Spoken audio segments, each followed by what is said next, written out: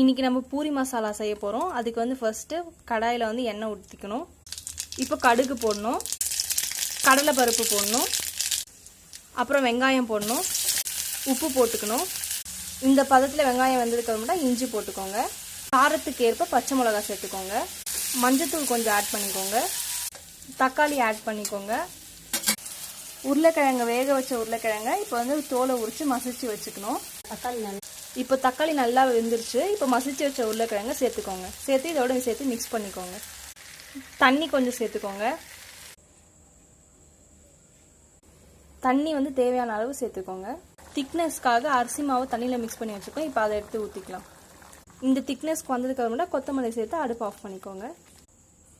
சுவையான பூரி மசாலா ரெடி. இந்த side dish உங்களுக்கு பிடிச்சிருந்துச்சுன்னா லைக் பண்ணுங்கள், ஷேர் பண்ணுங்கள், மறக்காமல் சேனலை சப்ஸ்கிரைப் பண்ணுங்கள்.